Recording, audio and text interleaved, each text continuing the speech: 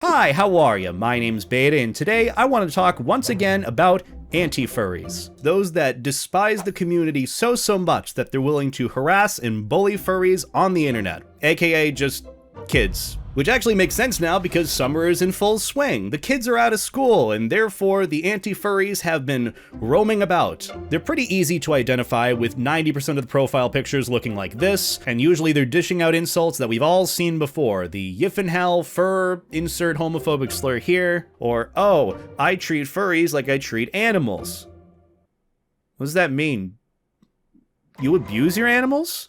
I'll tell you, the comment sections of some of my videos, especially the ones that I cover on anti-furries, have been popping off recently, let me tell you. It's like an observation that I've had for the past few years, which is less of a coincidence and more of a pattern, where whenever there is like a break or vacation from school, whether it's spring break, winter break, summer break, there's usually an influx of viewers and or comments on those videos about anti-furries, furry haters, talking about how they don't make sense, they're ironic, and the weird cycle of them even turning into furries in the first place. It makes sense. It checks out, and so I want to talk about it again today because rent is due. Ever since weebs and I guess anime fans have become more normalized and mainstream, furries have been like the punching bag online. They've been the one that's taken the shots, and so the entire idea of anti-furries, an entire dedicated group of people who hate and despise furries, so much so that they're willing to actively harass and bully them online, usually just in comment sections saying gibberish or clinging to some sort of gotcha moment about the fandom that is just either misinformation or off the basis of just assumption that is entirely wrong. I can't help but feel bad because that is the basis for which they exist online. And so that's why today I want to talk about anti-furries, how they come to be, why they exist in the first place, a little bit of psychology sprinkled in here and there because there's some good discussion on that end. Just remember, I'm not a certified licensed psychologist by any means, I'm just talking about something that I found neat on the internet. And then finally, how to deal with anti-furries, which the easiest solution there is just ignore them. Like, don't feed the trolls. It's pretty easy, but there's a little bit more understanding with it so you can kind of approach things in hopefully a more empathetic sense. And that's what I'm hoping to achieve with this video. So without further ado, let's get started. So first things first, what is an anti-furry? Well, by the couple of definitions that I've read on Urban Dictionary, and some of these, let me tell you, I went down a rabbit hole of looking up the definition of what a furry hater or anti-furry was, and a lot of this is just like projected like back and forth feelings. Like first off, first definition for a furry hater. Anyways, I'm not going to be out here saying that these people are ignorant or stuff like that. Some of them actually have really good points. Furry haters are people that simply say, furry bad. Which, not necessarily wrong, that's kind of how it goes. They'll cling on to whatever gotcha moment, whatever downside to the community, whatever imperfection might be there, and they're like, see? Furry bad. And it's absolutely true, because I used to do that. I did the same exact thing before I became a furry. But listen, furries are just doing what they like to do. Leave them alone. I myself am part of the fandom, and it's not all porn. You can't just choose not to like something. If you like Pepsi more than Coca-Cola, you can't just start liking Pepsi more because someone told you to. You'd be surprised how easily that works. Now, truthfully, I don't know much about Urban Dictionary, but I feel like I'm on a bit of a roller coaster reading through the definitions for like furry haters. For the second one here, a furry hater is a useless person whose sole purpose on this planet is to make furries feel terrible. They are ignorant pricks who spend more time starting useless arguments than helping themselves. Prejudice, ignorant, and useless are all words that describe furry haters. That furry hater tried to beat me up. He never messed with me again after I went berserk and bit him. What? No, this doesn't help your case either. This doesn't help the case of furries. Oh my Jesus Christ. And as I was looking through the definitions for furry haters, I found Beat a Furry Hater Day. I didn't even know there was a Beat a Furry Day, to be honest. Not that you should be doing that at all. November 29th is a countermeasure to Beat a Furry Hater Day, in which furry haters and all normal people can beat and make ones that hate anti-furries or furry haters suffer. And yes, they cannot fight back. A furry hater. Oh no, it's that day. A furry hater. Oh yes, it is. A furry hater. Time for Beat a Furry Hater Day. You know, this is what I get for doing a video about anti-furries. I was really expecting some kind of developed conversations, you know, something a bit more tangible rather than back and forth childish bickering. But anti-furries fascinate me. Not only are they deciding to hop on the bandwagon of ragging on furries, seeing them as lesser or bad or weird, especially weird, which that's just kind of natural, furries are weird. Not only do they do that, but they go as far as to make being an anti-furry a part of their identity. Even so much to the point of actively harass furries on the internet. I mean, that's just kind of the stereotype associated with anti-furries. They go out of their way to spread the message of anti-furries, of furry bad, yiffin hell fur, insert homophobic slur here. Or the new insult that I keep hearing, fatherless behavior. Look, the only biggest threat to the furry fandom that I see right now are furries. I'm not even joking. A lot of this stems from social categorization, creating this sense of social dominance over others, where anti-furries see themselves as better than furries, where furries are seen as lesser than human, less than people, and that being one of the driving factors in their behavior or engagement with the community. Now keep in mind that not everyone who hates or dislikes furries is an anti-furry. Like, yeah, you could have some people that don't like furries for valid reasons like fear of mascot costumes, or they just don't like the community. Again, it's more of a self-applied label of wanting to be an anti-furry, wanting to be a part of the anti-furry community. I can't help but laugh a little bit thinking about that. A lot of anti-furries as well relate to a lot of strong militaristic characters in media and kind of relate to just military in general. Like military stuff, yeah, that's fine as is. But they also cling to a lot of militaristic figures in fictional sci-fi media as like their kind of figurehead against furries, like Master Chief, the Doomslayer. I've seen a lot of anti-furries use those as like their icons, profile pictures, some even role-playing as them. But that's another thing too, they're going on to like role-play against furries. Like, you're already one step closer towards furries. The whole thing with even putting on a fursuit as well is like role-playing a character to an extent. You're role-playing a fursona, your fursona. But again, a lot of the time with anti-furries, you see them taking this sort of extremist ideology of threatening imaginary sci-fi violence upon the furries, you know, taking out whatever niche weaponry knowledge that they have and wanting to use that on furries in a haha joking sense. You know, it's nothing really to take seriously because it's just kids on the internet with what they think. On top of that, there's also been like gamer versus furry wars, which fun little fact. Anti-furries sometimes call themselves gamers, and I read a little bit about it on fandom.com, and pretty much it is just a role-played, made-up story where anti-furries or gamers are fighting against furries and the infection there, and it talks about these imaginary battles that happen, and it's the funniest shit ever. And here's the thing, if this video hits 3,000 likes, I will do a video where I drunk read through that whole story, that whole fandom post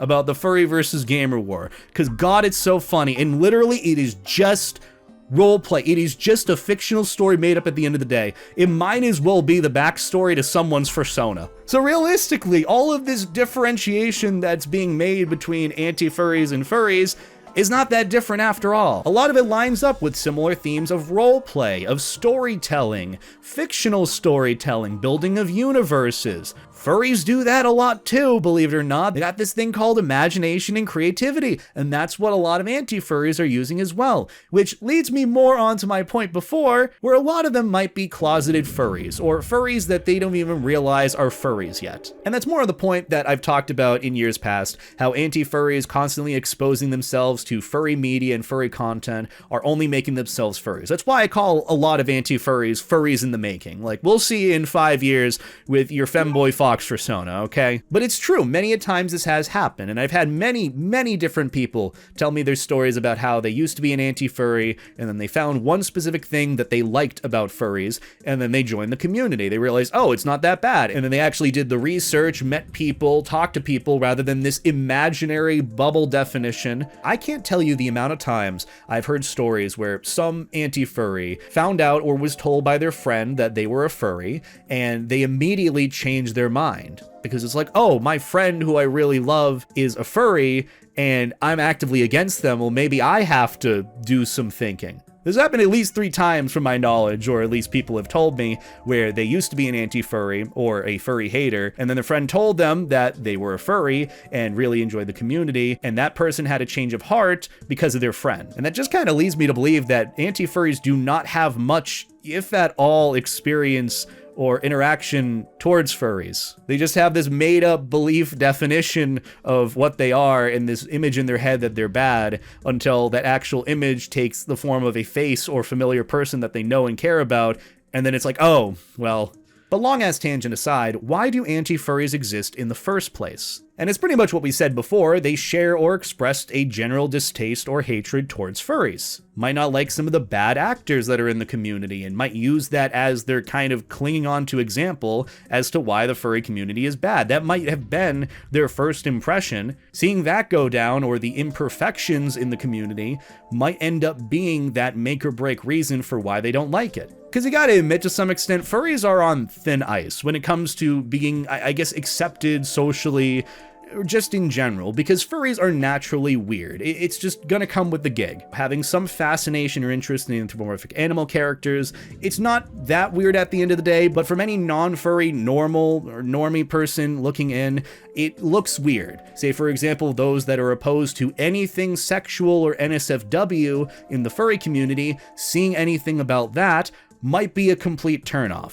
It doesn't help that you have cases like the Furries Act or the Litterbox scandal, or even cases as far back as the CSI Furry episode, which I believe did a lot of damage to at least how people thought of furries for a few years. Having any little imperfection in the community, whether it's a bad actor, or a bad opinion, or a misconception, or anything that might be deemed even weirder on top of that, is just always going to be used as a reason for why furries are bad from anti-furries, or those that just don't like the community. But pretty much the TLDR is anti-furries have their own reasons for disliking furries, whether actual information or misinformation, whether it's a connotation within the community, or it's a stereotype that's been stuck to the community for years that actually is completely false. And it doesn't help that nowadays the internet is just a landscape of zero empathy and zero understanding that the person that you're interacting with on the other end of the screen is a person with emotions and feelings, with reading what you're saying, that they could take it to heart. And that's why I say a lot of the time, don't feed the trolls, or don't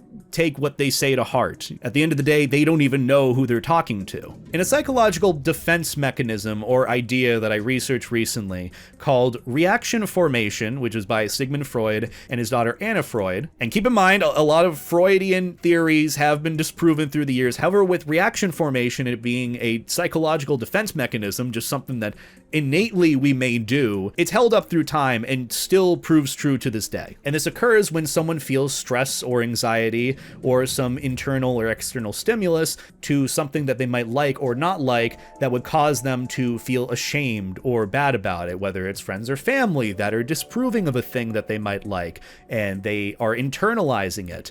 I think genuinely a lot of the anti-furry culture out there has to do with wanting to conform to a group, with wanting to fit in with others who you might have a like interest with, who you might not even know might not be good people or good friends to be with in general. Easiest example in the book is when I've seen it multiple times and experienced it firsthand, where friends in high school or middle school have been very vocal about despising furries. Like, oh, furries are weird, and usually they'll list some sort of misconceptions or some sort of just distaste about, oh, furries are weird and cringe, they act like animals, they're bad. And because I'm friends with my friends and I want to feel like I fit in with them and I'm cool with them, even if I don't know much about furries to begin with, I'm going to blindly adopt that ideology of what they feel and what they think. If I have friends who are anti-furries, or I meet some really cool friends who I want to feel like I fit in with who are anti-furries, of course I'm going to do the same thing as them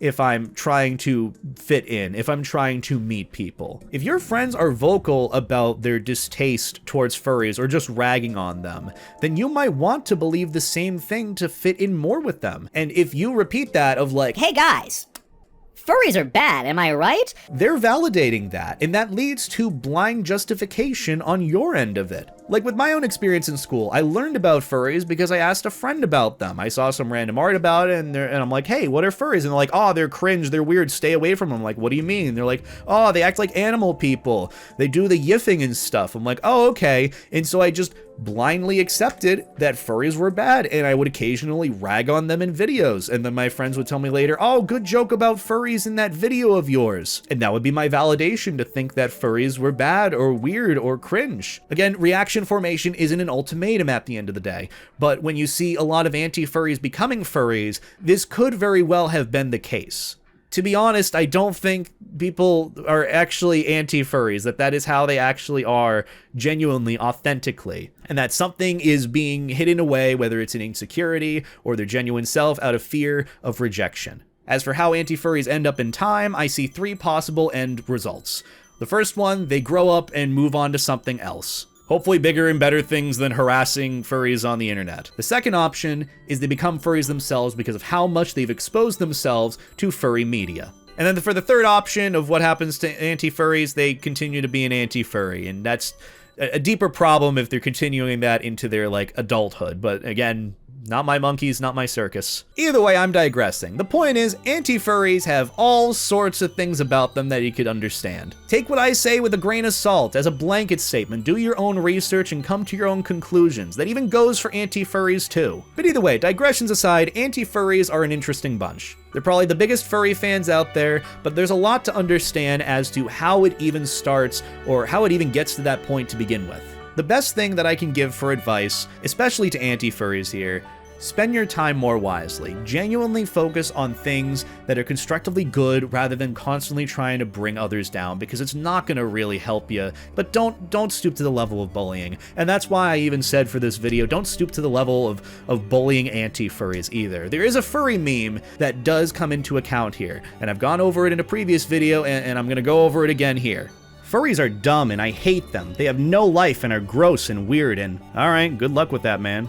Remember, a lot of furry haters are usually kids. As much as the things they say and do aren't okay, it's also not okay for us to go after and harass them. They're under the influence of a cruel anonymous place. Scroll or block. But either way, that about does it for this conversation on anti-furries, and that about does it for me. So on that note, thank you all for watching. If you enjoy this, be sure to let me know in the comments below, or if there's anything that I missed that you'd like to see me mention in a future iteration of this video, or I guess an add-on addition to this video. I can already see myself doing multiple follow-ups to this, or discussions on top of this discussion, the more I learn about the subject of, like, psychology and applying that to anti-furries or anti-furry ideology.